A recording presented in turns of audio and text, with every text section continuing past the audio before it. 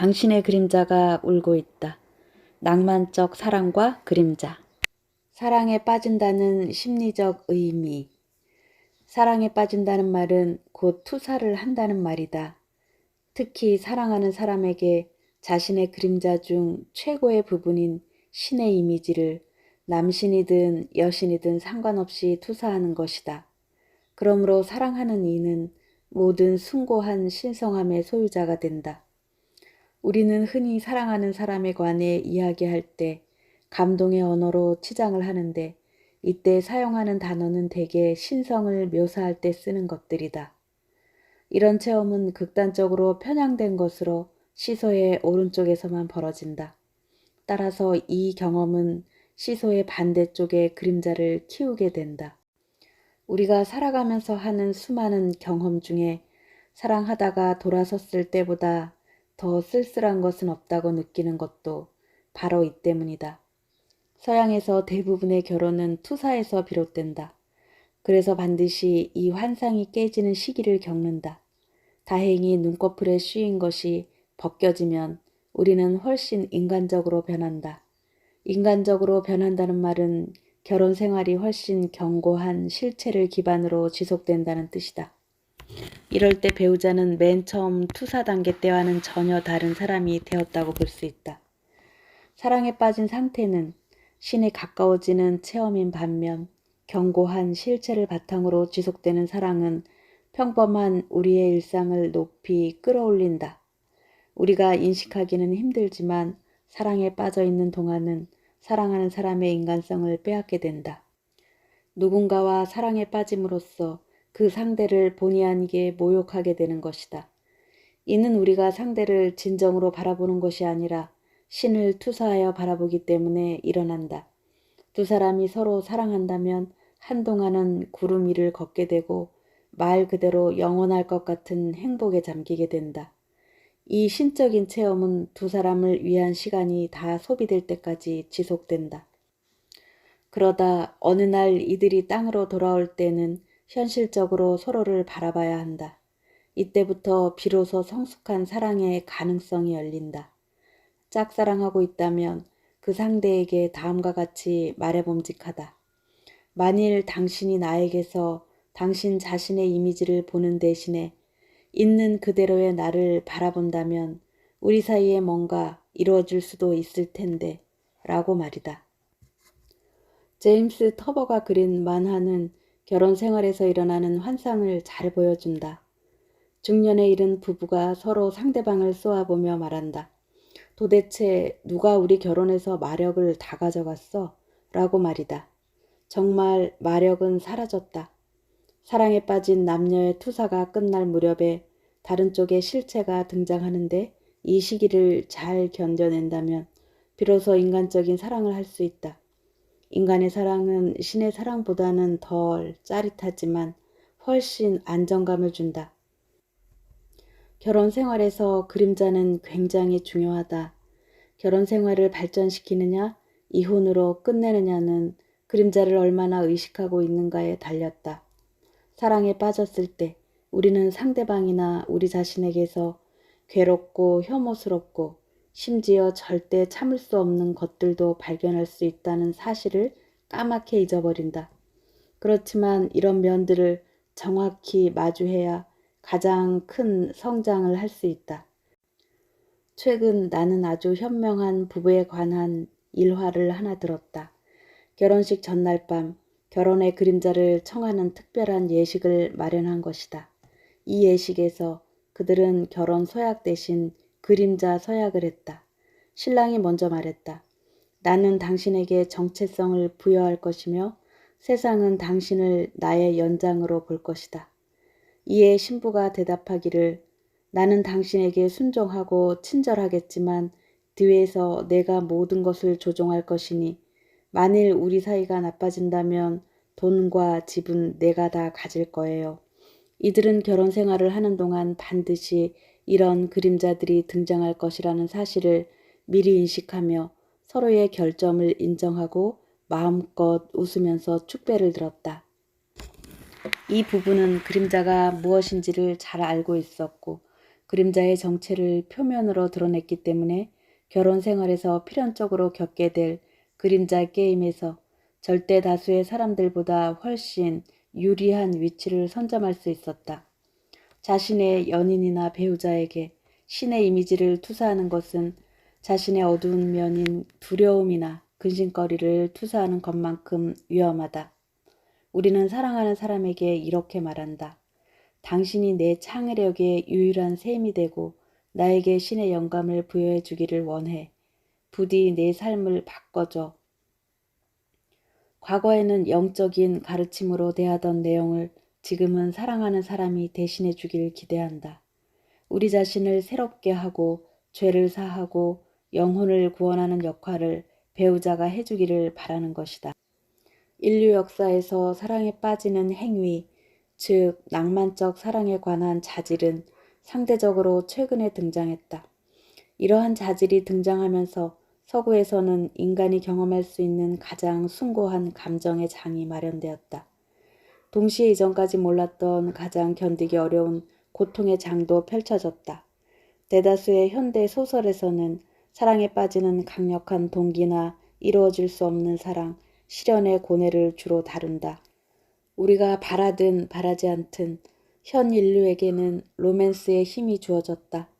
최상의 경우라면 인간이 지닌 것 중 가장 숭고한 자질을 체험하겠지만 최악의 경우는 우리가 아는 것 중 제일 감당하기 어려운 고통을 겪는다. 12세기에 싹튼 이 바람은 20세기에 와서 회오리로 변했다. 현대인은 12세기에 등장한 두 신화의 계승자들이다. 이 둘은 성배 신화와 트리스탄과 이졸데 신화다. 성배 신화는 개성화와 영성의 문제를 다루고 트리스탄과 이졸데 신화는 낭만적 사랑의 힘을 우리들에게 소개한다. 두 신화 모두 인간이 직접 체험한 신과의 관계를 그리고 있다. 이처럼 에너지가 고도로 충만해진 체험이 우리 의식으로 동화되었는지 아닌지는 더 두고 봐야 할 일이다. 트리스탄과 이졸데. 트리스탄과 이졸데는 서양 신화 가운데 가장 유명한 연인이다. 이들의 사랑과 고통, 죽음의 이야기는 유럽에서 오래전부터 구전되어 왔다. 로누아의 왕자 트리스탄은 삼촌인 마르크의 아내가 될 왕녀 이졸데를 찾아 아일랜드로 떠난다. 그곳에서 그는 거인 모로스트를 쓰러뜨리고 그녀를 데리고 개선한다. 돌아오던 도중 두 사람은 시녀의 실수로 삼촌과 이졸데가 마셔야 할 사랑의 묘약을 마심으로써 돌이킬 수 없는 사랑에 빠지고 만다. 이 묘약을 마신 남녀는 하루를 떨어져 있으면 병이 나고 사흘을 못 만나면 죽는다고 한다. 그래서 이졸데는 마르크 왕의 왕비가 되었으나 연인인 트리스탄과 밀회를 계속하고 있었다. 어느 날 이들의 관계가 발각되어 두 사람은 처형을 피해 깊은 숲속으로 도망친다. 그로부터 3년 후 이졸데는 왕과 화해하여 궁으로 돌아오고 트리스탄은 추방된다. 트리스탄은 부르나뉴에서 이졸데와 닮은 아내를 얻었지만 연인을 잊을 수 없어 깊은 병을 얻게 된다. 그는 연인을 데려올 사자를 보내지만 끝내 그녀를 만나지 못하고 숨을 거둔다. 그가 죽은 직후 도착한 이졸데는 슬퍼하다가 결국 그의 뒤를 따라 죽고 만다. 이 두 신화가 탄생하기 전 서구인들은 늘 집단이라는 틀 안에서 신의 위대함을 경배했다. 신은 교회의 예배당 안에 거주하면서 개개인의 삶과 직접 접촉하려 하지 않았다. 소우주로서의 인간은 자기 안에 자그마한 크기에 맞추어 살고자 했다. 이는 안전한 방식이었다. 이런 경향은 오늘날에도 여전하고 세계의 다른 문화권에서도 거의 마찬가지다. 그러나 12세기 들어 인류는 개인적인 방식으로 강렬하게 신을 체험하는 엄청난 가능성을 맛보게 된다. 이 두 신화는 전 인류에게 맨눈으로 신을 보는 것이 모세에게는 금지되었을지는 몰라도 나는 가능하다라고 말하고 있다. 이 두 신화를 이해하면 현대인의 딜레마를 이해할 수 있다. 진정한 신화는 전체 문화를 읽어내는 맥락을 제공하고 문화의 특질과 운명에 관해 중요한 통찰을 제공한다. 트리스탄과 이졸데 신화는 우리들에게 낭만적 사랑의 기착지 중 한 곳을 보여준다. 또한 신성을 다른 인간에게 투사할 때 빠질 수 있는 함정에 대해서도 일러준다. 뿐만 아니라 이러한 차원을 우리의 삶으로 끌어들일 때 발생할 수 있는 혼돈을 놀란 눈으로 바라보게 해준다. 이는 마치 1만 볼트짜리 전력을 집안으로 흘러보내는 것과 같다. 110볼트가 표준인 일반 구조물로는 이런 과부하를 감당할 수 없다. 1만 볼트를 상상해 보는 것은 흥미진진하지만 그렇다고 이를 견딜 수는 없다. 보통 사람의 능력으로는 1만 볼트의 충격을 흡수할 수 없기 때문이다. 그렇지만 우리 문화는 1만 볼트짜리의 경험을 모든 결혼 생활의 토대로서 처방한다. 하지만 결혼 생활이 유지되는 경우를 보면 부부가 둘 다 110볼트의 차원으로 내려와서 그들만의 사랑의 예술을 습득한 경우다. 110볼트짜리의 사랑은 1만 볼트의 발길을 보여주는 화려한 조명탄보다 훨씬 가치 있다. 그리고 인간적으로 동화될 수 있다. 인간적 차원에서 일어나는 사랑은 하늘에 가닿는 로맨스의 경험보다 훨씬 더 아름답다. 강렬한 로맨티시즘의 체험. 트리스탄과 이졸데 신화에서 사랑하는 두 남녀는 문명의 보호막을 찢어버리고 인간이 머무를 수 없는 다른 차원으로 빠져든다. 이들은 우연히 사랑의 묘약을 마시게 되는데 이 묘약은 그들이 감당하기엔 너무나 엄청난 신의 힘으로 두 사람을 인도한다. 지금껏 이러한 강렬한 체험에서 살아남은 사람은 별로 없다.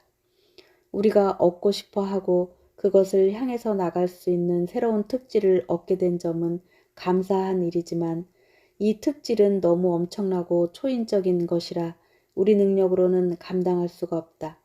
용서받지 못할 죄를 범한 것이다. 아무튼 이제 우리는 1만 볼트짜리 에너지를 접하게 되었다. 그런데 그것을 다루는 우리의 능력은 아주 어설프다. 그렇다고 인류가 이 가공할 만한 능력을 양도해야 한다는 말은 아니다. 우리가 원한다고 되돌려 줄 수 있는지도 의문이다. 현대인은 감당할 수 없는 이 거대한 힘을 되돌려 줄 수도 소유할 수도 없는 딜레마에 빠져 있는 것이다. 사랑에 빠진 모든 커플들은 트리스탄과 이졸데가 겪었던 고통을 답습한다. 그러나 의식적으로 관계의 기술을 발전시켜 우리의 딜레마를 극복하면 이 문제와 관련하여 의식의 진화를 이룰 수 있다. 만일 우리가 빛과 어두움을 다 지닌 온전한 신의 광희를 볼 수만 있다면 사랑에 빠진 경험을 환상이나 쓸쓸함으로 끝내지 않아도 된다. 이제 우리는 상대를 통해 신성을 경험할 수 있게 되었다. 물론 이 경험을 성숙의 계기로 삼고 안정을 얻는 데는 시간이 걸릴 것이지만 말이다. 그림자 내면에 있는 힘을 소유하는 관계는 특히 도전적이다. 이 힘을 우리가 일반적으로 이해하는 소유라는 관점으로 본다면 결코 자신의 것으로 받아들일 수 없다. 왜냐하면 우리들의 자아는 아주 작아서 우리를 통해 불능의 과대 망상을 빠뜨릴 것이기 때문이다. 그림자의 힘을 소유하려 드는 사람이라면 내가 신이다 라고 소리치거나 다르게 들리지만 마찬가지인 신은 죽었다를 외칠 것이다. 위험천만하게도 니체는 이 근처까지 갔다. 그래서 그는 정신 이상으로 그 값을 치러야 했다. 이런 힘을 다른 사람에게 투사한다는 것은 상대가 감당할 수 없는 초인적인 인물로 살아가도록 짐을 지우는 것이다. 이런 초인적인 힘과 타협하는 길을 찾는 것은 종교의 영역으로 남겨져 있다. 나는 30여 년 전 이러한 딜레마를 알려주는 꿈을 꾼 기억이 있다. 반지가 하나 있는데 이 반지를 끼는 사람에게 엄청난 힘이 부여된다. 반지를 끼면 투명 인간처럼 모습이 보이지 않을 수도 있고 즉각적인 공간 이동도 가능하다. 또 다른 사람을 지배할 수 있는 힘도 생긴다. 그런데 시간이 지나면서 반지를 낀 사람이 자기를 통제하는 능력을 점차 잃고 반지가 시키는 대로 조종당하게 된다. 이 반지를 낀 후 완전히 반지의 영향에 지배되고 있는 청년이 나를 향해 달려온다. 그는 반지를 너무 오래 끼고 있어서 더 이상 몸을 안 보이게 하거나 다른 마술을 부릴 수가 없다고 했다. 이 청년의 뒤를 경찰이 쫓고 있는데 청년이 엄청난 파괴를 저지르기 전에 위험한 반지를 빼앗기 위해서다. 반지의 마술적인 힘은 사라지고 어두운 면만 남아 있어서 청년은 반지의 힘을 빌려 경찰에게서 도망칠 수가 없다. 이 청년이 내게 와서 내 손 안에 반지를 던진다. 그러자 경찰관들이 이제 나를 향해 몰려든다. 반지의 새 주인이 된 나는 마술의 힘을 빌려 쉽게 경찰을 따돌린다. 그러나 나는 20년이 지나면 나 또한 정확하게 이 청년처럼 될 것이라는 사실을 알고 있다. 이 반지가 나를 통제하여 과대망상에 빠뜨리기까지는 이제 5초밖에 남지 않았다. 이 절대절명의 5초 동안 나는 반지를 머리 위로 치켜들어 힘껏 땅에 내동댕이 친다. 바로 그 순간 경찰이 당도한다. 그들은 지금까지 진행되었던 일들을 누군가 또 되풀이하지 않도록 무릎을 꿇고 앉아 반지 조각이 남아있는지 확인한다. 한 조각도 발견되지 않는다. 그러나 반지가 흩어져 사라진 그 땅에 금색이 칠해져 있다. 경찰이 나를 치하한다. 우리는 거기서 멀지 않은 연못으로 가 금붕어를 바라보면서 감탄을 한다. 이제 이 꿈 이야기는 위대한 초인적인 힘을 개인적인 것으로 만들지 않고 땅으로 되돌려주기를 결심한 평범한 인간에 관한 것이다. 삶의 결정적인 순간에는 어떤 것이 나에게 속하고 속하지 않는지 항상 가려낼 수 있다. 이 결정의 시기에는 맑은 정신을 유지할 순간이 주어진다. 그러나 이 순간을 놓치게 되면 사람은 그 힘에 중독되어 힘을 악용하게 될 것이다. 이는 낭만적 사랑의 힘을 다룰 때도 다르지 않다. 결혼도 마찬가지인데 우리는 인생에서 이 반지를 2에서 3초라는 짧은 순간만 손에 쥔다. 이토록 짧은 순간이 아니면 배우자에게서 신성을 보게 되어 1만 볼트의 충격을 받아 파괴될 것이다. 이런 강렬한 체험은 사람들이 지속적으로 감당해낼 수 있는 것이 아니다. 이 에너지는 신에게든 땅으로든 되돌려 주어야 한다는 사실을 명심해야 한다. 우리가 결혼을 하면서 이 신성한 힘을 잠시 소유했다가 금방 보통의 강도로 쉽게 되돌릴 수 있다면 우리들의 이야기는 트리스탄과 이졸데처럼 비극으로 끝나지는 않을 것이다. 이에 관한 오래된 이야기가 있다. 우리가 맺는 모든 관계는 신에게서 나오므로 쉼없이 신을 경배해야 한다는 교훈이 담긴 경고다. 이것은 고대 그리스 신화에서 전하는 아탈란타의 이야기이다. 아탈란타는 세상에서 가장 빨리 달릴 수 있는 지적이고 강인한 여인이었다. 그녀는 아이손과 함께 황금 양털을 발견하고 남자들과 힘 대결에서도 지지 않았다. 그러나 단 한 가지 결혼에는 전혀 관심이 없었다. 그녀는 세상에 자신을 이길 사람이 없다고 믿었기 때문에 달리기를 해서 자기를 이기는 남자가 있으면 그 남자의 청혼을 받아들이겠다고 공언했다. 아탈란타는 야망이 있고 성취욕이 강했으며 남자들의 세계에서 편안함을 느꼈다. 아탈란타는 여러 면에서 현대의 여성 영웅들과 닮았다. 문제는 인간관계의 기술에 대해서 전혀 배운 바가 없다는 데 있었다. 어느 날 아탈란타를 보고 첫눈에 반한 히포메네스가 여신 아프로디테에게 도움을 청했다. 자신의 아름다움을 경배하지 않는 아탈란타를 괘씸하게 생각하고 있던 아프로디테는 이 청년을 도와주기 위해 황금 사과를 3개 주면서 경주를 하는 중에 아틀란타의 발 아래로 이 사과를 던지라고 일러준다. 여신의 지시대로 히포메네스가 경주 중에 황금 사과를 하나씩 던지자 아탈란타는 그때마다 사과를 주우려고 멈춰선다. 이를 틈타 앞으로 달려나간 히포메네스가 경주에서 이기고 아탈란타와 결혼을 한다. 그러나 이 둘은 아프로디테의 사원에 재물을 바치는 것을 까맣게 잊어버리고 결혼 서약을 했다. 이에 진노한 아프로디테는 이 부부를 사자로 만들어버린다. 여신이 마차를 타고 하늘을 가로지를 때마다 사자로 변한 부부가 여신의 마차를 끈다. 고대 세계에서는 로맨스에 대한 환상이 없었다. 잠깐씩 일어나는 이런 감정은 신의 선물로 여겨졌다. 이들에게는 과대망상이 적다. 인간은 단지 신의 에너지를 매개하는 자에 불과했다.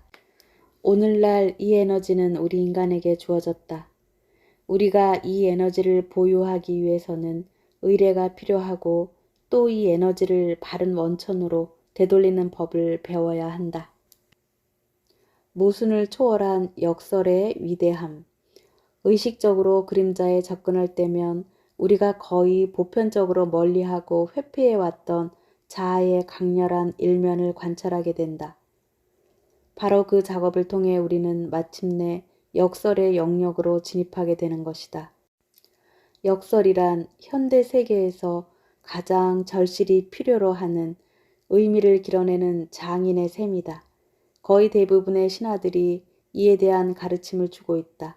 신화들은 한결같이 알려지지 않은 장소나 가능성이 거의 없어 보이는 장소에서 보물을 발견할 수 있다는 점을 상기시켜준다. 나사렛에서 어떤 좋은 일이 일어날 수 있겠으며 여러분의 집 뒷마당에 무슨 값진 것이 묻혀 있겠는가? 여러분 내면의 그림자에서 그 어떤 좋은 것들이 나올 수 있겠는가? 이상하게 들리겠지만 최상의 보물은 가장 무시되어 왔던 자리에서 발견될 수 있다. 물론 그 힘든 역설을 계속 외면한 채 살아갈 수도 있다. 그렇지만 이를 거부하는 것은 스스로를 전혀 쓸모가 없는 모순 속에 살도록 가두게 된다. 모순은 무의미라는 괴멸스러운 짐을 우리에게 지어준다. 의미를 찾을 수가 있다면 어떤 힘겨운 고통도 감내할 수 있지만 의미가 없다면 견뎌내기 어렵다. 모순은 메마르고 파괴적이지만 역설은 창조적이다. 그것은 현실을 강력하게 껴안는다. 역사상 존재하는 종교적인 체험은 모두가 역설로 표현된다. 이러한 역설적인 언어로 조직화된 그리스도교의 신념을 관찰해보라.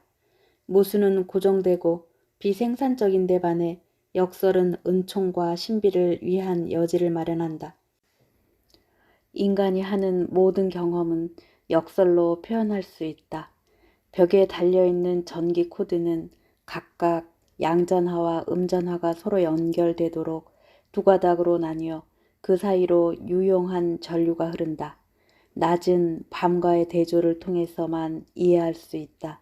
남성은 여성과의 대비될 때 타당성을 지닌다. 활동은 휴식이 존재할 때만이 의미를 지닌다.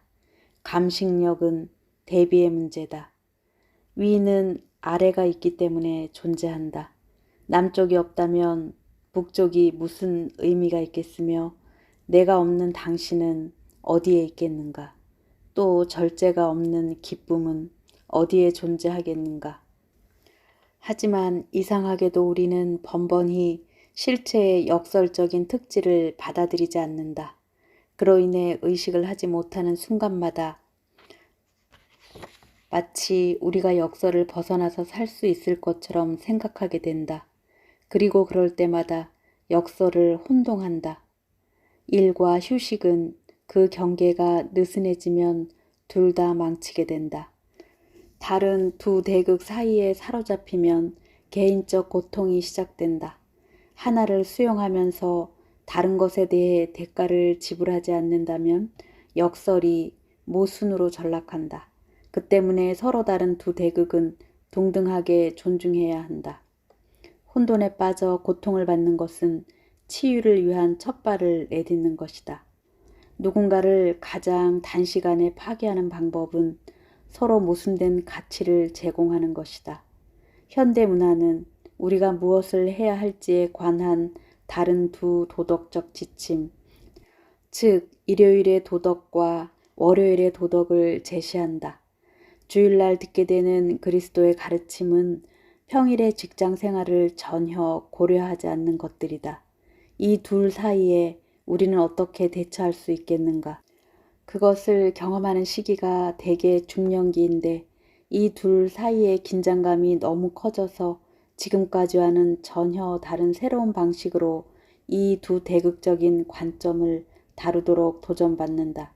이때가 되면 더 이상 둘 사이에서 양갈래로 찢어지도록 내버려 둘 수 없다.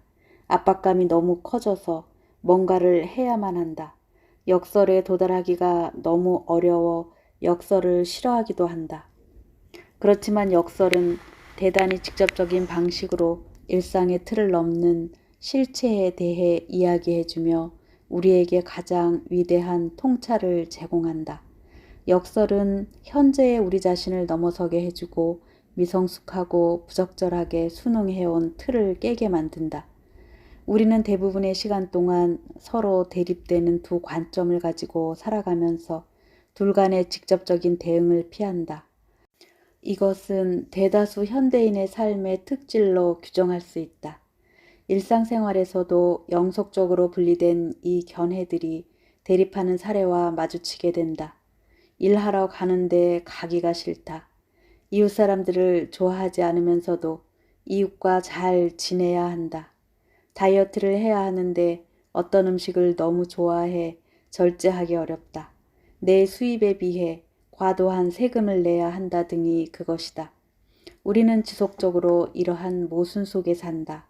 그렇지만 이런 환상은 반드시 깨져야 한다. 아무리 힘들어도 그래야 한다. 편향된 균형을 단순히 못 본 채 하고 살아갈 수 없지만 우리가 문제를 바라보는 방식은 바꿀 수 있다. 우리가 이 대극적인 요소를 받아들여 그 사이에서 일어나는 충돌을 의식적으로 온전하게 견뎌낼 수 있을 때 역설을 수용할 수 있다. 역설을 받아들이는 능력은 정신적 강인함의 척도이자 성숙의 확실한 표식이 된다. 모순은 항상 대립하지만 역설은 신성하다. 상호 모순 속에서 역설로 성장한다는 것은 의식의 도약을 뜻한다.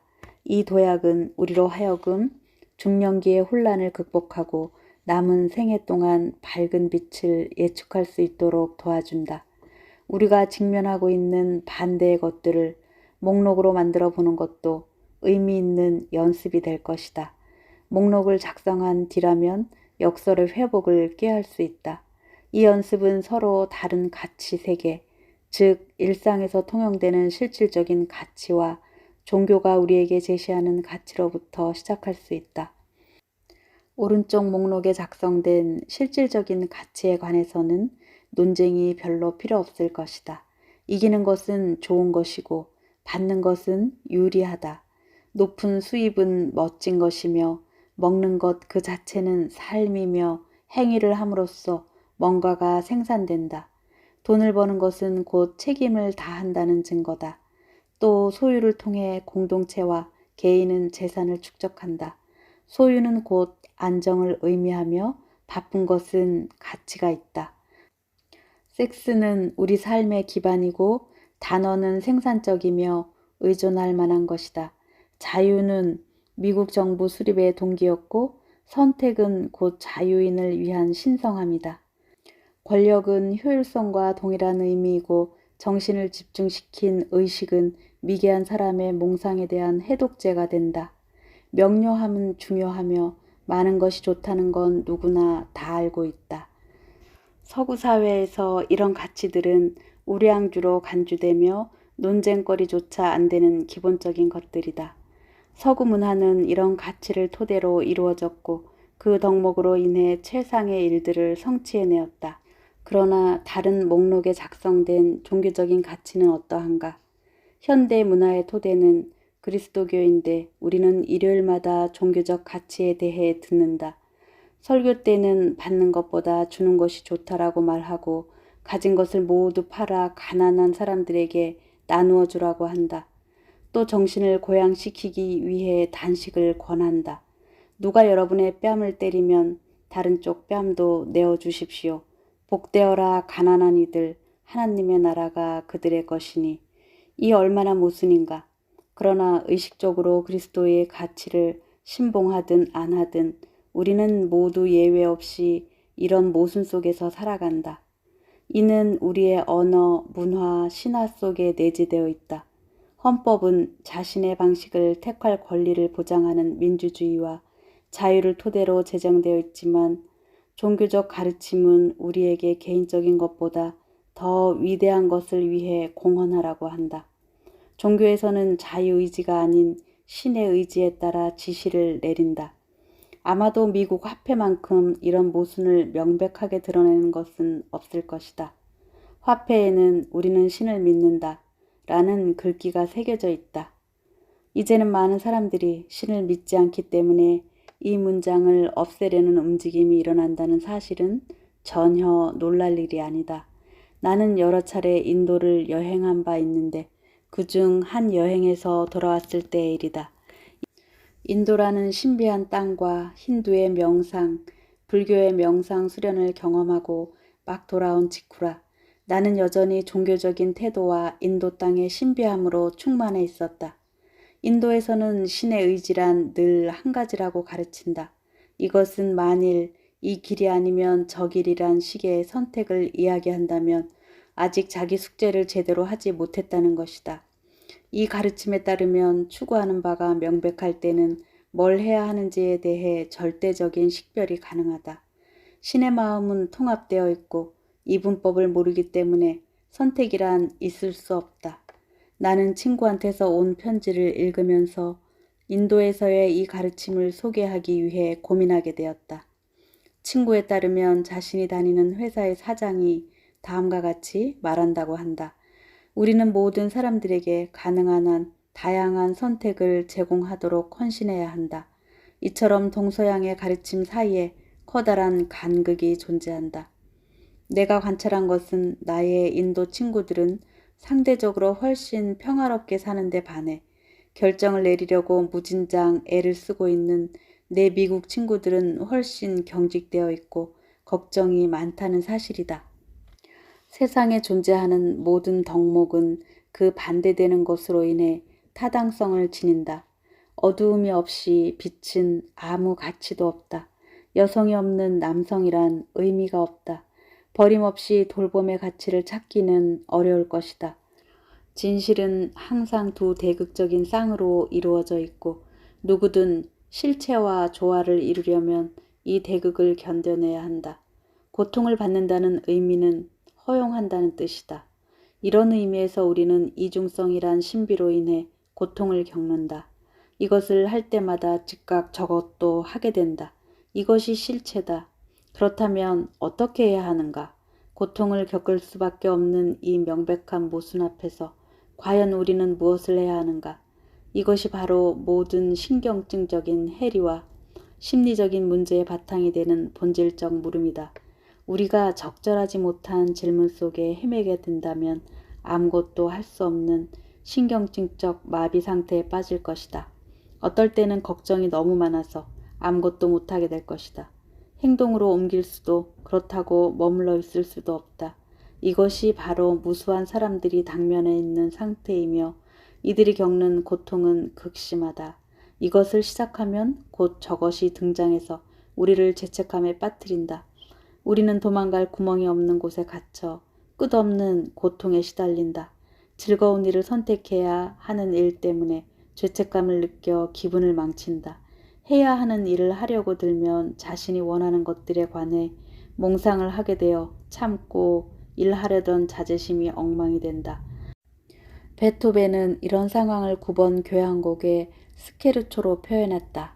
음악이 돌고 돌아 해결점이 없다가 마지막 악절에서 풀려나와 기쁨의 환호를 지르면서 끝을 맺는다. 혹시 고등학교 때 수학선생님이 속임수를 써서 2와 3이 같다는 것을 증명한 적이 있는가? 칠판에 증명을 해놓았는데 그때 오류를 찾아낼 만치 머리 회전이 빠른 학생은 하나도 없었다. 그 속임수는 증명을 하는 동안 0으로 나누기를 한 데에 있었다. 0으로는 나눌 수가 없기 때문에 자연히 잘못된 결론을 도출한 것이다. 우리도 이와 유사한 방식으로 심리학 방정식을 만들어서 수학 선생님의 증명 과정에서처럼 오답을 얻곤 한다. 앞서 내가 나열한 두 상반되는 목록에는 근본적인 오류가 존재한다. 이 둘을 나눈 것은 2와 3은 같다는 것만큼 잘못된 증명이다. 만일 이것이 가능하다 하더라도 이를 견딜 수 있는 사람은 하나도 없을 것이다. 우리의 심리 구조 자체가 붕괴될 것이기 때문이다. 실제로 이 구조는 붕괴되기도 한다. 우리가 범한 오류는 종교적이란 단어를 잘못 사용했기 때문에 일어났다. 오류가 있다는 게 얼마나 감사한지. 오류가 없었더라면 삶은 얼마나 견디기가 어려울까. 종교 릴리전이라는 단어는 라틴어로 다시라는 의미의 리와 연결되고 묶고 다리를 놓다라는 의미를 지닌 리거에서 유래되었다. 끈을 동여 묶다라는 뜻을 지닌 리거처도 같은 뿌리에서 파생되었다. 그러므로 종교란 다시 함께 묶는다라는 뜻이다.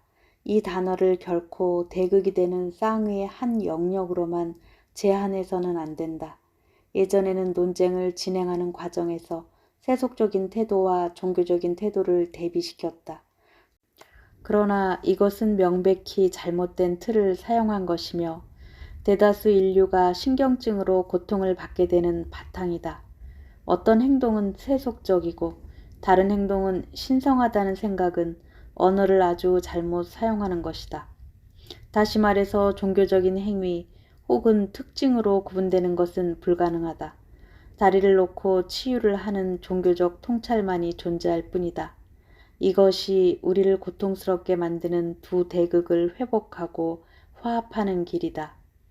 종교는 큰 고통을 초래해온 분리를 넘어서게 하고 대극에 있는 둘을 다시 묶어주는 예술이라 할 수 있다.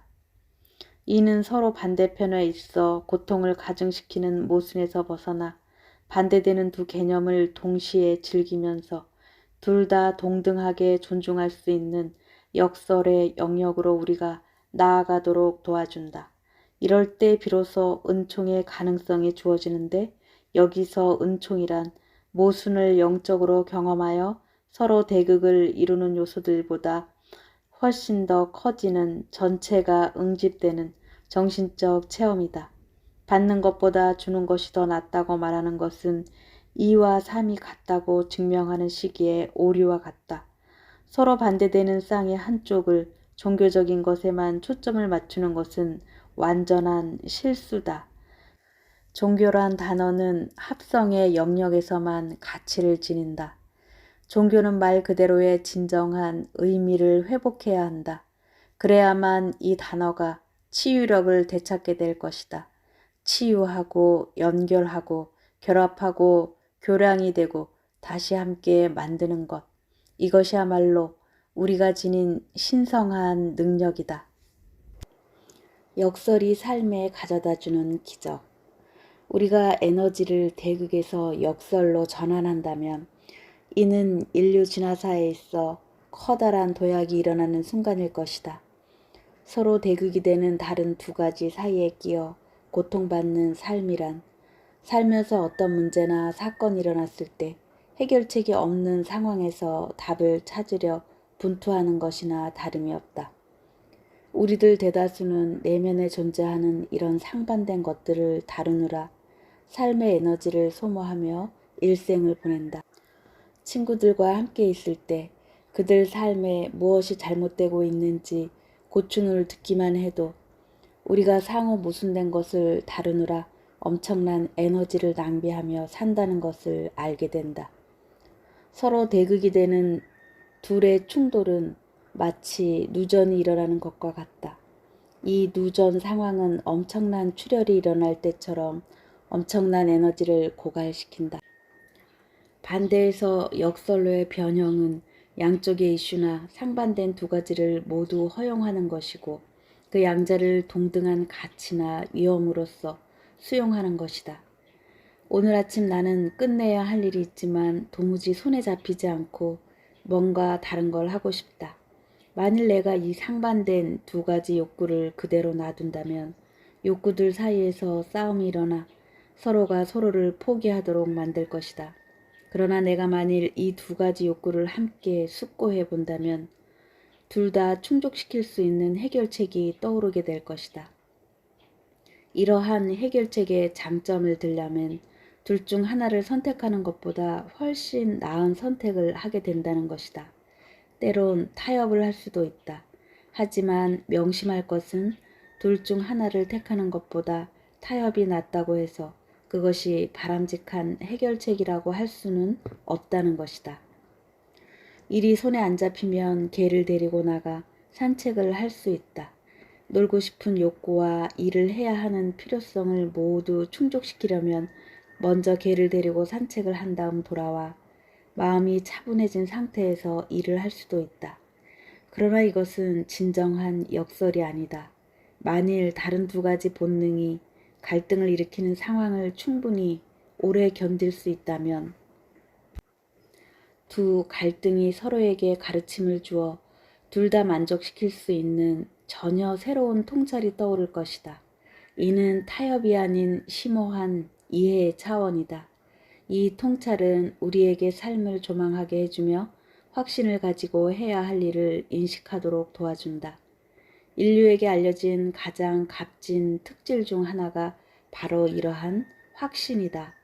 지금 여러분에게 이러한 해결책의 사례를 기술하고 싶은 유혹을 느끼지만 내가 그 경험을 제시하는 것이 오히려 여러분을 오도할 위험이 있어 그만둔다. 각자의 해결책은 자신이 직면하고 있는 독특한 상황 속에서 탄생하는 것이기 때문이다. 이럴 때 이미 고안된 방식이나 공식은 전혀 도움이 되지 않는다. 해결책은 서로 대립하는 상반된 에너지의 동력 안에서 탄생되어야 한다. 아웃 오브 아프리카를 쓴 덴마크의 작가 이자크 드네세는 인간이 진정한 행복을 느끼는 경우가 세 가지라고 했다. 첫 번째는 에너지가 넘치는 때이고, 두 번째는 고통이 중단될 때이며, 세 번째는 자신이 신의 의지를 따르는 절대적인 확신을 가질 때이다. 첫 번째는 청년기에 해당되며 두 번째 것은 아주 단기간만 지속된다. 세 번째는 내면 작업이라는 지난한 작업을 통해 생긴다. 만일 우리가 삶의 이중성 문제를 이미 극복했다면 자신이 신의 의지를 실천하고 있다는 절대적 확신에 도달할 것이다. 이 상태는 우리의 진정한 유산이고 우리 삶의 목표를 주며 우리에게 진정한 영감을 주는 순수한 기쁨의 단계이다. 이것은 우리가 앞서 만든 목록의 가치 이상의 것을 요구한다. 한 가치와 그것에 반하는 다른 가치가 신경증적 싸움을 하는 대신 두 가치를 다 허용해서 역설이라는 숭고한 상태에 도달하는 것이다. 이기는 것은 좋다. 그렇지만 지는 것도 괜찮다. 가진 것도 좋지만 가난한 사람에게 나눠주는 것도 좋다. 자유는 좋은 것이지만 권위를 받아들이는 것 또한 괜찮다.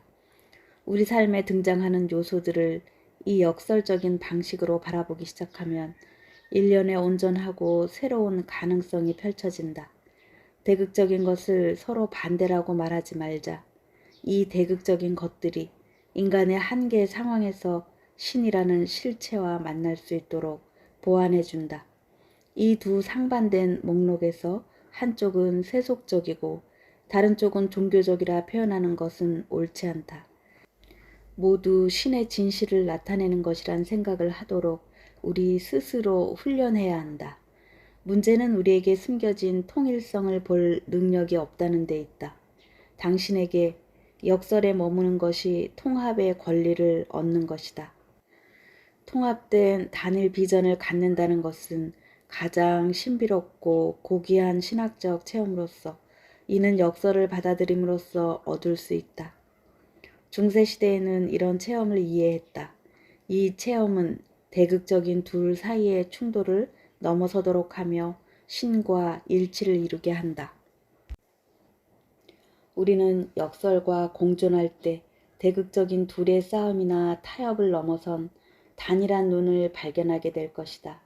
우리는 모든 에너지를 아주 작은 초점에 집중시키는 통합된 자세를 얻게 될 것이다. 이는 깨달음이란 단어만큼 값진 것이다. 사랑과 힘의 딜레마. 가장 화해하기 어려운 대극적인 한 쌍이 바로 사랑과 힘일 것이다. 현대 세계는 이분법으로 분리되었고 이 분리된 둘을 화해시키려다가 성공한 사례보다는 실패한 사례들을 훨씬 쉽게 찾을 수 있다. 사랑과 힘. 인간은 이 두 가지 요소 중 어느 것 하나라도 없이는 삶을 영위하기 어렵다. 사랑 없는 힘은 잔인함을 드러낸다. 힘 없는 사랑은 취약하고 몸이 건조하다. 그러나 두 사람이 서로에게 가까워질 때 이들 둘 사이에서 폭발이 일어난다. 연인이나 부부의 싸움은 대개 힘과 사랑이라는 대극적인 요소의 충돌과 관련되어 있다. 하나를 포기하는 것은 쉬운 해결책이다. 그러나 이런 해결책은 진짜 해답이라고 할 수 있는 합성의 기능을 앗아버린다. 이에 실패하면 불화, 싸움, 이혼 같은 분열이 초래된다. 진정한 역설은 강한 헌신과 신비적인 결속을 가져오는데 이런 헌신과 결속이 둘 사이에 발생하는 문제들을 인내할 힘을 부여한다. 광신주의는 항상 두 대극적인 상황에서 한쪽을 희생시키고 다른 한쪽만을 수용한다.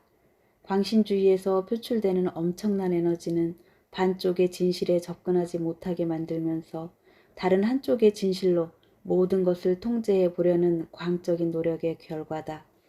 이는 관계를 맺을 수 없는 취약한 성격을 초래한다. 이런 종류의 정의는 바른 것에 의존한다. 이들도 타인이 뭐라고 말하는지 듣고 싶을지 모르나 힘의 균형이 변하게 될까봐 두려워한다. 과거의 방정식이 붕괴되고 자신의 관점을 포기한다면 자기 자신을 완전히 잃게 될 것은 분명하다. 현상을 유지하기 위해 자아가 어떤 작용을 하는가? 이 경우 초월적인 것에 대한 신념이 필요하며 관계를 위해 자신의 관점을 희생할 용기를 가져야 한다. 종교 체험의 핵심인 리거가 묻고 수선하고 함께 연결하고 온전하게 만들고 분리 이전의 것들을 발견하는 것임을 잊어서는 안 된다. 그림자 감싸안기. 나는 그림자에 관한 이야기로 이 책을 시작했다. 그렇다면 역설과 그림자 사이에 대체 무슨 관계가 있는가 라는 질문을 할 수도 있겠다. 역설은 모든 면에서 그림자와 연관되어 있다.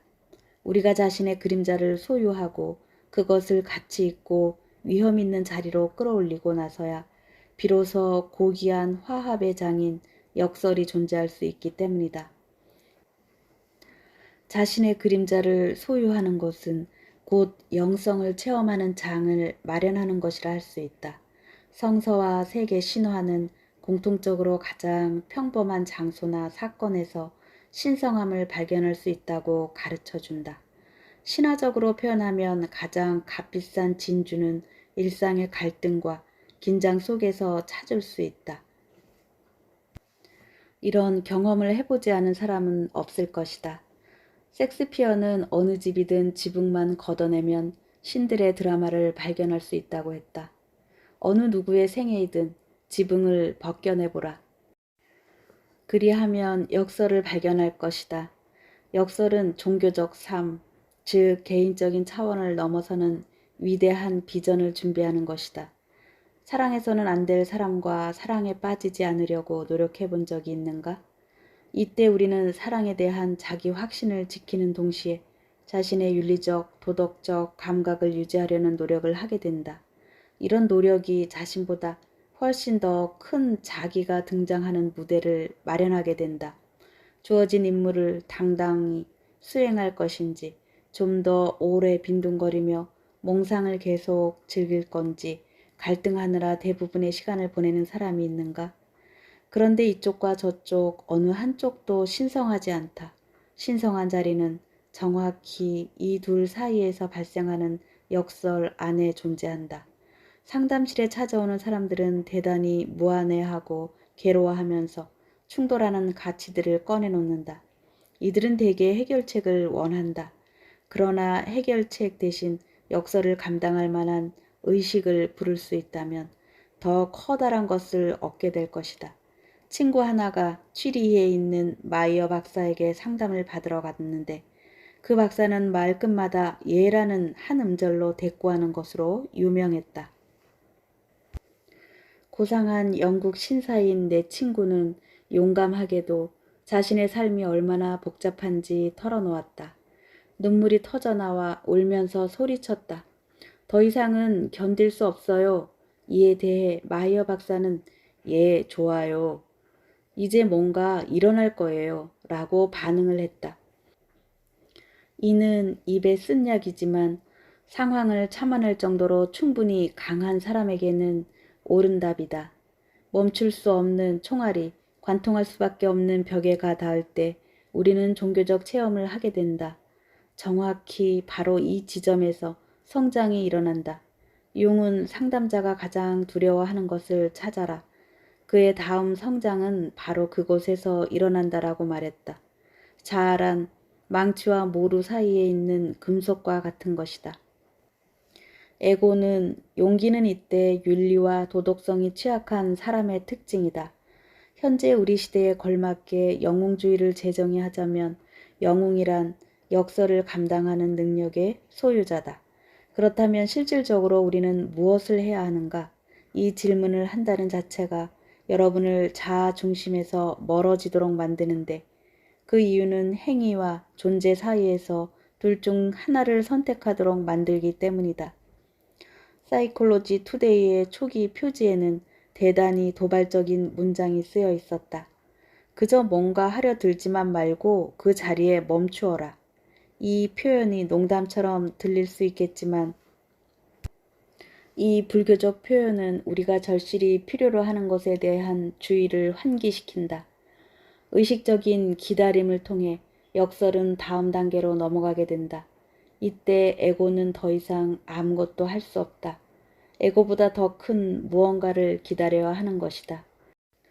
융 분석가 마리 루이제 폰 프란츠 박사는 그녀 특유의 직설적인 어법으로 설명한다. 융은 도망칠 구멍이라고는 없는 막대한 골목에 다다르거나 갈등에 처해 해결책이라고는 없어 보이는 순간이 전통적인 개별화가 시작되는 때라고 말한 바 있다. 이는 사면 초가의 순간을 말한다. 무의식은 자아가 한계에 부딪히도록 하기 위해 희망이라곤 없어 보이는 갈등을 바란다. 그래서 인간은 어떤 결정을 하든 잘못될 것이고 어느 길을 택해도 실패하게 될 것이라는 사실을 깨달아야 한다. 이는 자아의 우월감이 깨지도록 만든다. 자아는 항상 선택에 대한 책임이 자신에게 있다는 착각으로 행동하는데 그렇다면 나는 그저 모든 걸 포기하고 아무 결정도 내리지 말아야지. 시간을 끌면서 꾸물거릴 거야 라고 말한다면 이 역시 자아의 우월감으로 행동하는 것만큼 잘못된 것이다. 아무것도 하지 않는다면 마땅히 아무 일도 일어나지 않기 때문이다. 그러나 윤리적인 사람이 자기 존재의 핵심에 도달하는 고통을 겪어내려 할 때, 이때 자기가 등장한다. 종교적인 표현을 빌자면 아무것도 할 수 없는 상황에서 인간은 신의 행위에 의존한다. 심리학 언어로 이를 설명하면 전혀 해결책이 없어 보이는 상황에서 아니마, 남성이 지니는 여성적 요소가 남성의 삶에 커다란 힘을 부여한다. 이런 순간 남성은 자기를 경험할 수 있는 상황으로 내몰린다. 아니마를 영혼의 안내자로 생각할 때 우리는 신곡에서 베아트리체가 단테를 낙원으로 안내하는 이미지를 떠올리기 쉬운데 이 대목에서 우리가 잊어서는 안 될 점은 단테가 지옥을 거친 다음에야 낙원에 도달하게 된다는 사실이다. 정상적으로는 아니마가 남자의 손을 맞잡고 바로 낙원으로 인도하지는 않는다. 아니마는 먼저 남자를 뜨거운 냄비 속에 집어넣고는 한동안 두어 적당히 익도록 내버려 둔다. 역설에 동의한다는 것은 곧 고통을 받아들인다는 의미이다. 이는 자아보다 훨씬 더 큰 세계를 의미한다. 이러한 체험은 우리가 더 이상 앞으로 나아갈 수 없다고 느끼는 지점, 해결책이라고는 전혀 없어 보이는 바로 그 지점에서 정확하게 일어난다. 이 순간은 자기보다 훨씬 더 큰 곳으로부터 초대를 받는 순간이다. 만돌라, 인도와 티베트에서 사용되는 산스크리트 용어 만돌라는 전일성을 표현하는 신성한 원 혹은 테두리가 있는 장소다. 티베트에서는 종종 스승이 제자를 위해 만다라를 그려주는데 스승이 다음 단계의 가르침을 주기 전까지 제자는 여러 해 동안 이 상징을 보며 명상에 잠긴다. 고딕 건물의 장미창에서도 만다라를 볼 수 있고 그리스도교 미술에서도 치유의 상징으로 빈번하게 등장한다. 꿈에도 만다라가 나타나는데 특히 심리적 분리가 일어나 평온을 가져다 줄 상징이 필요한 사람이 그 꿈을 꾸게 된다.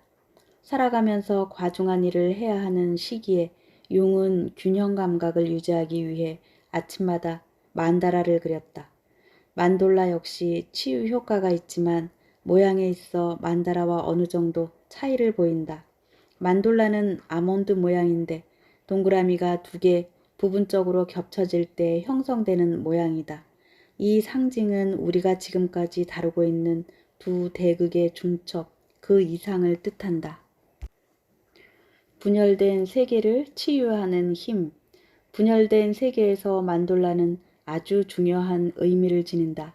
이 점에 관해서는 나중에 더 자세히 설명을 하겠다. 앞서 그림자를 고찰하는 동안 우리는 서로 대극을 이루는 쌍에 대해 논의한 바 있다. 긍정적인 가능성에 반해서 나쁜 가능성을 규정하고 나쁜 것은 일소하여 흔적조차 찾지 못하는 우리 문화의 특질이라 말할 수 있다. 이렇게 버려진 요소는 그림자를 형성한다. 그렇지만 버려진 것들이 영원히 추방지에 머물러 있지는 않는다. 구약의 희생자들이 사막에서 되돌아오듯 대략 중년기쯤 되면 그것들이 돌아온다. 폐기되었던 요소들이 돌아와 한번 만나주길 요청할 때 우리는 무엇을 할 수 있겠는가? 이 순간이 바로 만돌라에 대한 이해를 시도할 때다. 만돌라는 놀라운 치유력과 힘을 부여하는 기능이 있다. 우리가 삶의 투쟁으로 쇠진해 있거나 용기를 잃어서 더 이상 상반된 두 극 사이의 긴장을 견딜 수 없을 때 만돌라는 해야 할 것이 무엇인지 보여준다. 아무리 노력하고 견뎌도 고통스러운 삶의 모순을 다룰 수 없을 때 우리에게 필요한 것은 만돌라다. 만돌라는 우리의 삶이 문화적인 것에서 종교적인 것으로 이동하도록 도와준다. 다행히 종교적 삶으로 전환을 했어도 문화적 삶은 계속 영이 된다. 지금까지 충분히 경험한 것이기에 스스로 자생력을 갖추고 있다. 만돌라는 분리의 치유로부터 시작한다. 두 동그라미가 겹쳐지는 부분이 맨 처음에는 초승달만치 작다. 그러나 이것이 시작이다. 시간이 지남에 따라 중첩된 부분이 점점 커지고 더 많이 겹쳐짐으로써 치유가 완전해진다. 분열되고 전일적이지 않은 것은 신성하지 않다는 의미인데 만돌라가 이 분리된 조각들을 함께 묶는다. 이것이 가장 심오한 종교적 체험이다. 만돌라는 시의 장소다. 우리가 사는 분열된 세계를 다시 통합하는 것이 진정한 시인의 의무이다. T.S. 엘리엇은 4개의 사중주에서 불과 장미는 하나라고 썼다.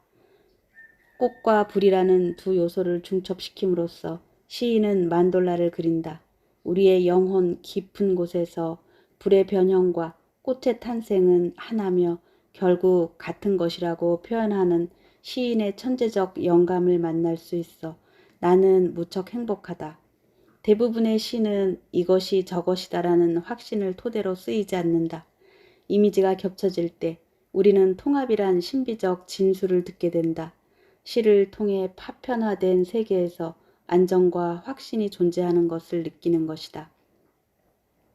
시인이 우리에게 주는 화합의 선물이다. 위대한 시는 이러한 도약을 통해 존재의 아름다움과 공포를 통합한다. 우리가 항상 정반대라고 생각했던 것들 사이에 연결점이 있다는 것을 깨닫는 것은 놀라움이자 충격이다. 만돌라 치유의 예술. 모든 말은 만돌라다. 정교하게 만들어진 문장은 만돌라의 특질을 지닌다. 그래서 우리가 이야기하는 것을 그토록 좋아하는지도 모른다. 아름다운 문장은 분열된 세 개를 통합하지만 조악하고 빈약한 문법 구조로 구성된 문장은 상처를 입힌다. 아마도 중첩된 부분이 너무 적어서 통합하는 임무를 수행하지 못하는 탓인지도 모른다. 주동사인 비동사는 대단한 통합 기능이 있다. 비동사로 구성된 문장은 일치를 의미하며 이것은 분리된 두 요소를 치유한다. 이는 비동사가 들어있는 술부의 주어꼴을 관찰하면 잘 드러나게 된다. 우리는 내가 바로 그 사람이다. I am B라고 말하지 나는 그들이다. I am 힘이라고 표현하지 않는다. 나와 그 사람이 동일하다는 말은 서로 다른 두 존재를 신비적으로 통합한다. 비동사처럼 명백하지는 않을지라도 각자의 문장은 모두 다 일치한다는 뜻을 내포하고 있다. 그러므로 동사는 모두 신성한 장을 만든다고 할 수 있다.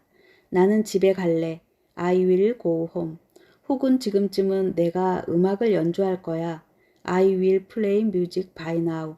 라는 문장에서 나와 집 혹은 나와 음악에 대한 특별한 일치를 암시하고 있다. 그러므로 잘 다듬어진 문장을 사용하는 것은 곧 이원성에서 벗어나 통합을 이루는 길이다. 이는 엄청난 치유와 회복력을 지니고 있는데 바른 언어를 사용한다면 우리는 모두 다 치유자이며 시인이다. 진실을 말하는 순간마다 $10,000를 만들게 된다. 문장은 동사를 이용해 등호 표시를 하는 수학 방정식 같은 것이다. 바른 문장에서는 주어와 목적어가 동일하다. 그리고 이 둘 사이의 싸움이 해소된다. 이원성으로 인한 분리가 치유되는 것이다. 동사가 풍부한 언어는 대개 명사에 의존하는 언어보다 훨씬 힘이 강하다. 중국어와 히브리어가 전자에 속한다. 동사에 의존하면 말이 훨씬 효과적으로 들린다. 명사를 주로 발전시키면 말의 힘이 약해지고 형용사와 부사에 의존하면 길을 잃게 된다. 동사는 신성한 장이자 만돌라의 자리다. 동사의 강력한 치유력과 숭고함은 섹스피어의 수려한 문장들을 연구하다 보면 알 수 있다. 친구가 내게 녹음기를 하나 보낸 적이 있는데 그때는 녹음기가 오늘날처럼 보편화되기 훨씬 전이었다. 사용 설명서에 코드를 뽑고 테이프를 넣으세요. 그리고 녹음 버튼을 누르고 녹음을 합니다. 그 다음 테이프를 뒤로 감아 녹음된 내용을 확인합니다. 라고 적혀 있었다.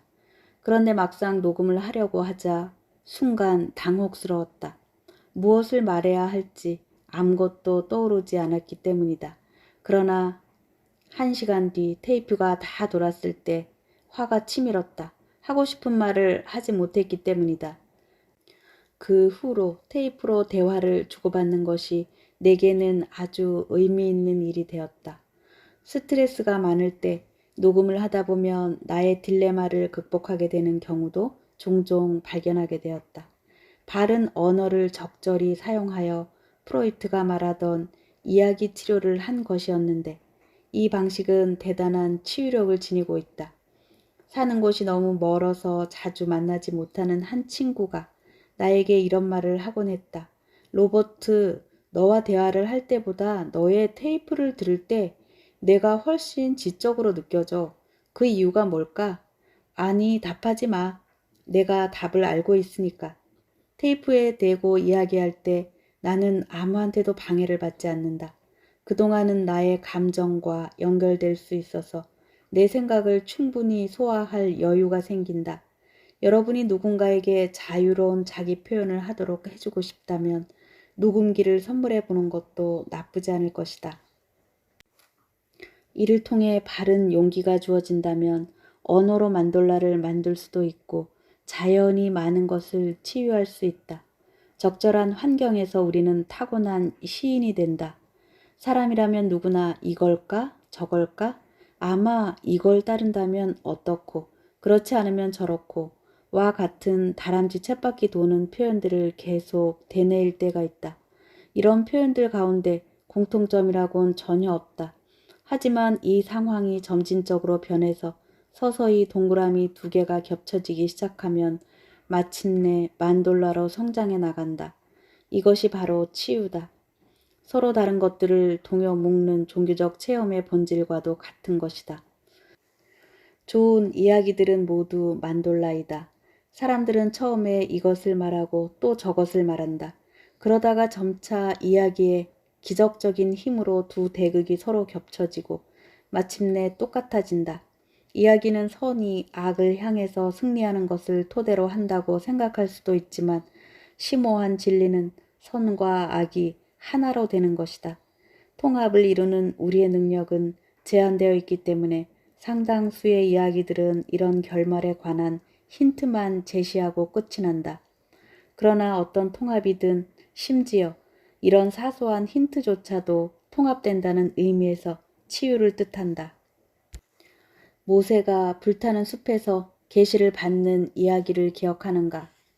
세상에는 수많은 숲이 있고 불타 없어지는 숲도 여럿 있다.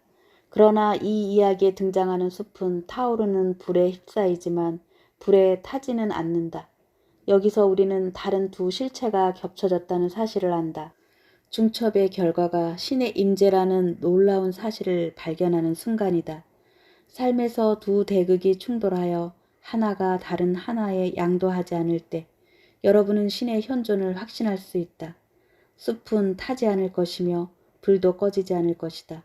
하지만 우리는 이런 체험을 강하게 거부하고 어떤 대가를 치르더라도 우선 피하려 든다. 그러나 만일 우리가 참아낼 수만 있다면 해결책이 없어 보이는 갈등도 직접적인 신체험으로 인도된다.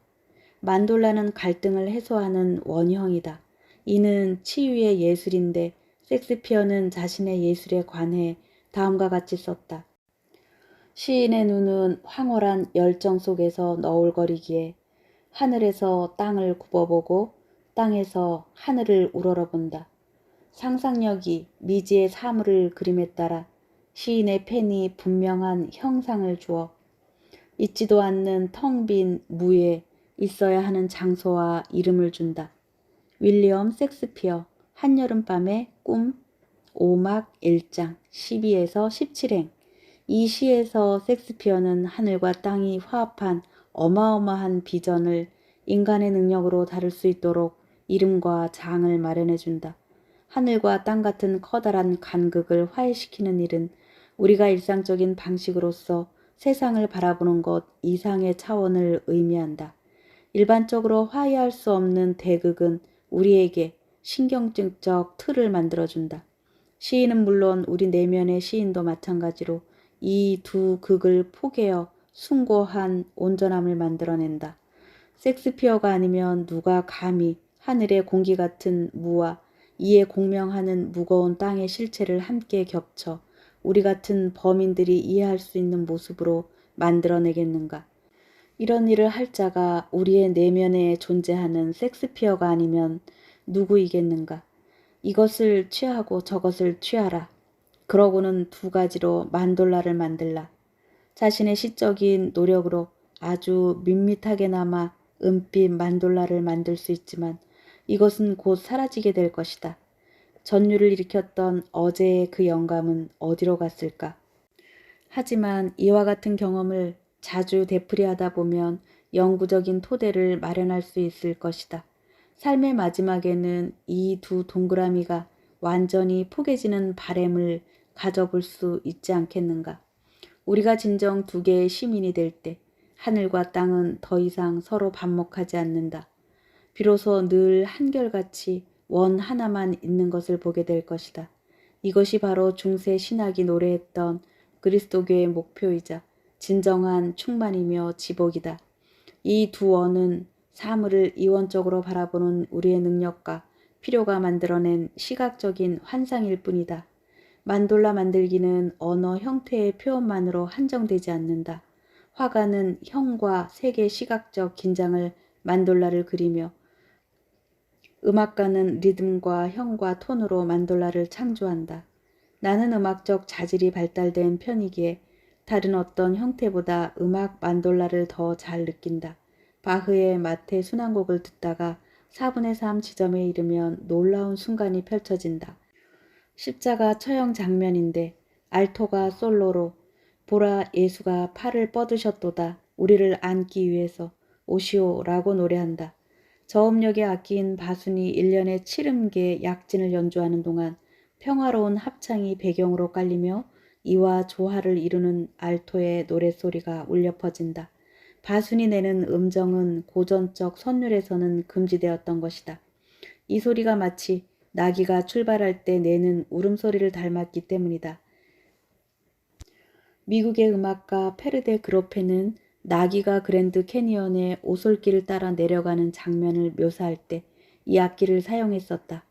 바흐는 가장 잔잔한 것과 가장 귀에 거슬리는 두 요소를 함께 조화시켜 만돌라를 창조했다. 잔잔한 알토의 음성이 평화롭게 흐르는 동안 바순이 최저음부에서 자연적인 치름계의 도약 행진을 한다. 이 둘은 함께 장엄한 온전함을 이룬다. 이 부분을 듣는 것은 내게 있어 세상에서 가장 치유적인 체험 중의 하나이다. 대작을 만들기 위해 양극이 함께 조화를 이룰 수 있었듯이 우리의 삶도 가장 거슬리는 해체된 요소들과 함께 조화를 이룰 수 있을 것이다. 특별히 강렬한 만돌라의 형태는 남미의 구란데로스 문화에서 볼 수 있다. 구란데로스는 원시 샤먼과 카톨릭 사제가 합쳐진 형태이다. 메사가 제단인데 환자를 치유하기 위해 그들은 이 메사 위에서 미사를 거행한다. 메사는 세 영역으로 뚜렷하게 구분되는데 오른편에는 영감을 주는 요소들인 성인의 조각상이나 꽃, 부적을 둔다. 왼편에는 아주 어둡고 금지된 요소인 무기, 칼과 같은 파괴의 도구를 둔다. 이 두 대조적인 요소들 사이에 있는 가운데 공간이 치유의 자리다. 메시지가 분명해 보인다. 치유 작업이 우리가 소위 말하는 선과 악, 빛과 어둠이 겹쳐지는 공간에서 이루어지는 것이다. 치유는 밝은 요소만으로 이루어지는 것이 아니다. 빛과 어두움이 서로 닿기 시작하는 곳에서 기적이 일어난다. 그 가운데 자리가 바로 만돌라이다. 만돌라는 또 춤으로도 표현할 수 있다. 내가 오래전에 상담을 했던 한 여성이 있다. 상담을 하는 동안 그녀는 서로 갈등을 일으키는 심리적 요소들을 춤으로 표현했다. 방 한쪽에서 자신의 삶 일면을 몸으로 표현하고 나면 다른 면을 묘사하기 위해 방의 반대편으로 이동했다. 그러더니 이 부분은 내게 친숙하지 않다 라고 하며 상담 시간이 다 될 때까지 내 의자 뒤에 움츠리고 있었다. 상담 시간이 끝나자 그녀는 숨어있던 곳에서 나와 자신의 몸의 언어로 표현한 것을 설명했다. 만돌라는 사적인 체험일 뿐 실질적인 문제와는 관계가 없다고 비판할 수도 있겠다. 그러나 주역의 61괴는 만일 현자가 방 안에 머문다면 그의 생각이 1000마일 이상까지 들리게 된다라고 말한다. 만일 누군가 내면의 삶에서 만돌라를 개인적으로 만든다면 그 영향이 1000마일 너머까지 전달될 것이다.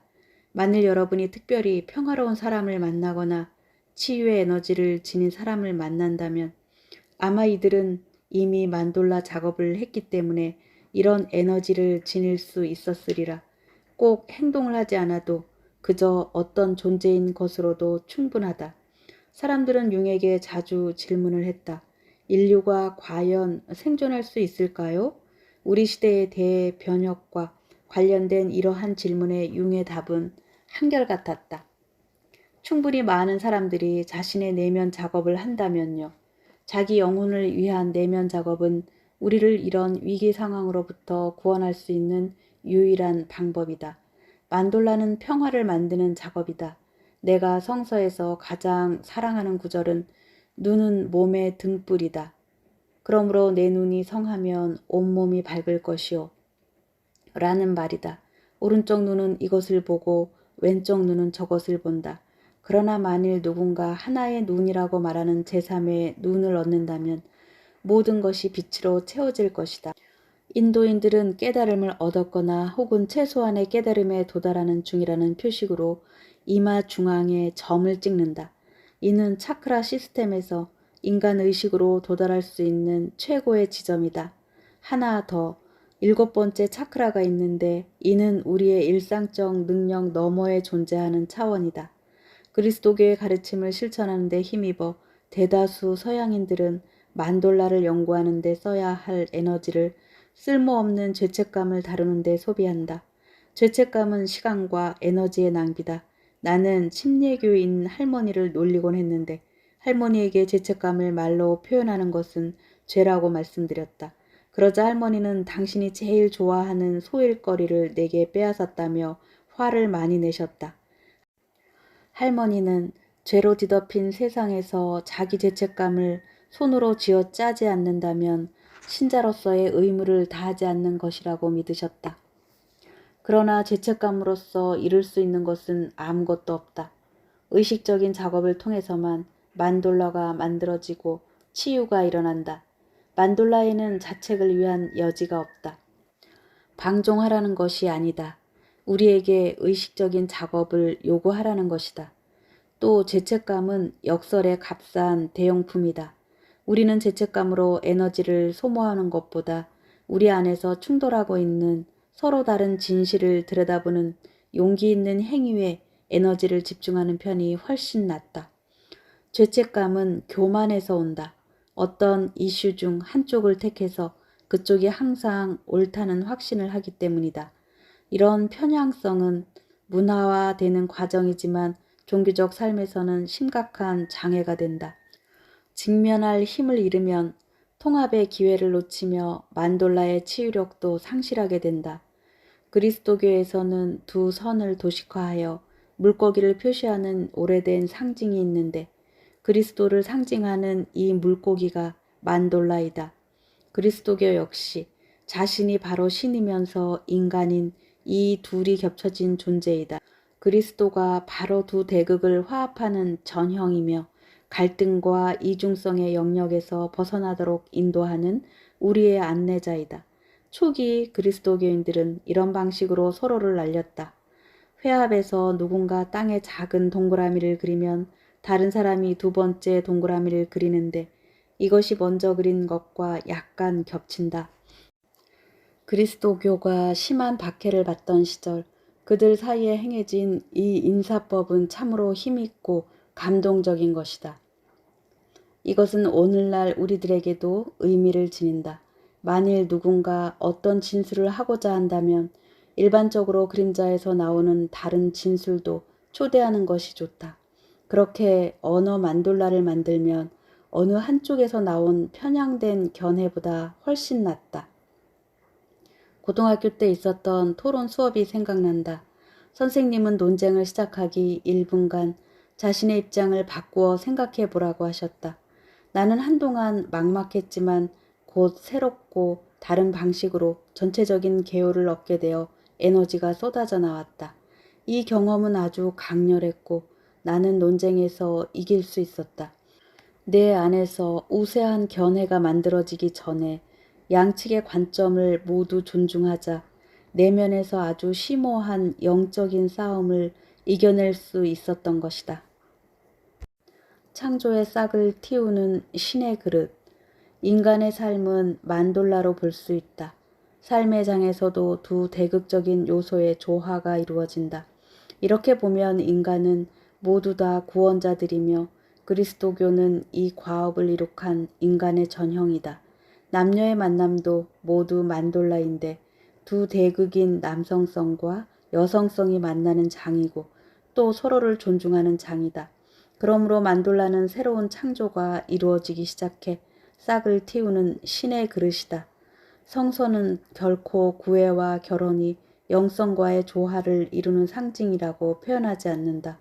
예전에 나의 스승이자 초기 용 분석가 중 한 사람인 토니 수스머는 꿈에서 항상 창조적인 유일한 상징이 섹스라고 말한 바 있다.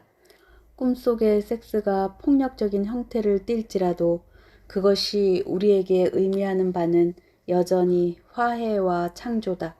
상징 세계에서의 섹스는 강력한 일치의 장이다. 섹스의 이런 상징적인 의미가 내면에서는 언제나 진실이지만 외부에서는 당연한 것으로 받아들이지 않는다. 만일 우리가 강력한 만돌라 체험을 한다면 이 체험은 분명 찰나일 것이다. 이런 강렬한 체험 뒤에는 시공간이 존재하는 이중성의 세계로 돌아와 일상의 삶을 계속해 나가야 한다. 그러면 또다시 모든 행위에서 그림자가 만들어지고 새로운 변형이 요청된다. 역사상 위대한 인물은 순간적으로만 전일성을 맛보았고 그들 역시 재빨리 자아, 그림자가 대극적으로 맞서는 세계로 돌아왔다. 힌두 속담에는 자기가 깨달았다고 생각하는 사람은 확실히 깨달은 것이 아니다라는 것이 있다. 인간의 상황은 거듭해 우리를 자아, 그림자의 대극으로 나눈다. 이것이 바로 성 아우구스투스가 행동하는 것은 곧 죄를 짓는 것이다 라고 말했던 이유일 것이다. 우리가 사회에서 어떤 자리를 차지하고 있는 한 그림자를 짊어지는 대가를 치러야 할 것이다. 그리고 사회는 전쟁, 폭력, 인종차별 같은 집단 현상으로 그 값을 지불할 것이다. 종교적인 삶이 하늘과 지복, 천령 같은 다른 영역을 내적 삶의 결정으로 이야기하는 이유가 바로 이 때문이다. 문화와 종교는 목표가 서로 다르다. 때문에 우리는 문화적 영향과 균형을 맞추기 위해 하루도 거르지 않고 매일 그림자 작업을 할 필요가 있다. 이런 작업을 하면 얻는 첫 번째 은혜는 우리가 타인에게 전가하는 그림자를 줄일 수 있다는 점이다. 세계 전반적으로 깔린 어두움도 줄며 전쟁이나 분쟁의 연료가 되는 집단 그림자도 더 이상 추가되지 않는다. 두 번째 은혜는 만돌라 탄생을 위한 길을 마련하는 것이다. 만돌라란 아름다움과 전일성을 나타내는 숭고한 비전인데 이는 인간의식이 주는 커다란 선물이다. 고대 연금술사들은 이 과정을 이해했었다. 연금술에서는 4단계의 발전을 거쳐가야 한다. 먼저 니그레도 단계에서는 삶의 어두움과 우울을 경험한다. 알베도 단계에는 모든 것이 빛나는 것을 보게 되고 루베도 단계에서 열정을 발견한다. 마침내 도달한 시트로는 삶의 황금을 감사하는 곳이다. 결국 다채로운 만돌라가 만들어진다. 이것이 파바니스인데 이는 앞에 등장한 모든 색채를 포함하는 공작의 꼴이다. 우리는 모든 것을 포함하는 색채의 향연인 파바니스에 도달할 때까지 이 여정을 멈춰서는 안 된다. 잘못하면 삶의 다양한 색채들이 제빛을 내지 못하고 회색을 만들어낸다. 회색은 모든 색깔이 뭉쳐 중성화가 일어나면서 우중충한 단조로움을 드러낸다. 하지만 진행이 올바르다면 파바니스가 만들어진다. 삶의 모든 색채가 장엄하고 풍요로운 그림을 드러내는 것이다. 만돌라는 중립지역이나 타협의 장소가 아니라 공작의 꼬리가 화려하게 펼쳐지고 무지개가 뜨는 곳이다. 네, 지금까지 당신의 그림자가 울고 있다. 네, 끝까지 함께 했는데요. 저는 이 책을 통해서 저 자신은 어떻게 그림자를 표현해 왔는지를 알게 됐습니다. 저는 좀 쓰는 것으로 해소를 했더라고요. 어렸을 때는 이제 일기를 쓰면서 그것으로 이제 표현을 했고, 지금도 힘든 일을 겪을 때, 그것을 글로 다시 써보는 걸로 이제 그림자를 다루고 있는 것 같아요. 여러분들은 어떻게 자기 그림자를 표현하고 계실까요? 네, 상당히 궁금합니다. 네, 지금까지 긴 시간 함께 해주셔서 감사합니다. 그럼 다음에 또 제가 관심 있는 책으로 다시 찾아뵙겠습니다.